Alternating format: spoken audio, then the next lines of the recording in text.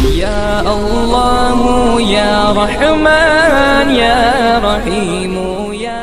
کریم۔ اور اگر مان لیں کہ بھیا دفعہ 44 کا تعلق بنیادی حقوق سے بھی ہے، کہ جو دفعہ 25 نے ہمیں بنیادی حق دیا ہے کہ ہر انسان کو اپنے مذہب کے حساب سے زندگی گزارنے کا حق حاصل ہے، اس سے اس دفعہ 44 کا کیا ہے تعلق ہے، تو بھی ہمارا مسلم پرسنل لا بڑا مضبوط ہے۔ ایکٹ 13 کے تحت یہ کہا گیا ہے کہ اکثریت کسی بھی قیمت پر مسلم پرسنل لا سے چھیڑ چھاڑ نہیں کرے گی، حکومت کسی بھی طور پر مسلم پرسنل لا سے چھیڑ چھاڑ نہیں کرے گی۔ معاملہ تو اختیارات کے استعمال کا تھا، نہ کہ اختیارات کا، یعنی اگر اختیار کا استعمال کرنا چاہے تو کر لے، لیکن اس اختیار کو ہی گویا کہ ہمارے اوپر کیا کر دیا گیا، تھوپنے کی کوشش کی گئی۔ اور اس کے لیے مزید میں آپ کو بتلاؤں،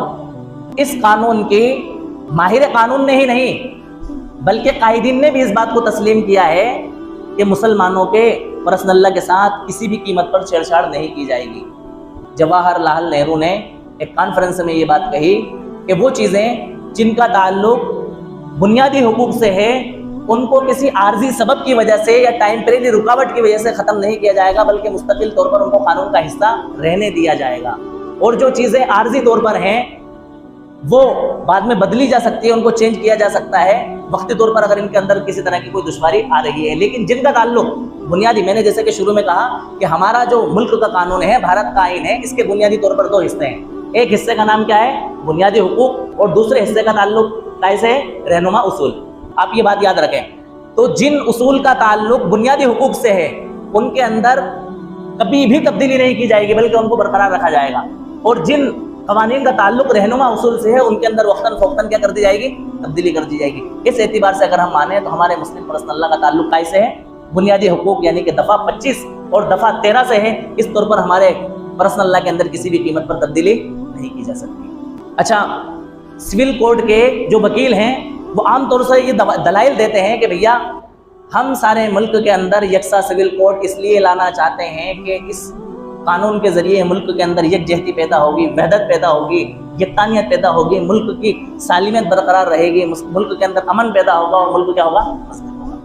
دوسری بات یہ کہتے ہیں کہ جب یورپ کے اندر ایک قانون ہو سکتا ہے تو ہمارے اس ملک کے اندر بھی کیا ہونا چاہیے، ایک قانون ہونا چاہیے۔ تیسری بات یہ کہتے ہیں کہ ہمارا ملک جو ہے نا سیکولر ملک ہے، اور سیکولر ملک کے اندر مذہب کوئی اہمیت نہیں رکھتا ہے۔ یہ تینوں چیزیں سراسر ان کی غلط ہیں، ان کو ہم پوائنٹ ٹو پوائنٹ سمجھ رہے ہیں۔ سب سے پہلی بات تو یہ ہے کہ ہمارے ملک کے اندر یکساں سول کوڈ لاگو ہو ہی نہیں سکتا۔ وجہ اس کی یہ ہے کہ اس کے ذریعے اقلیت کے حقوق ختم ہوتے ہیں،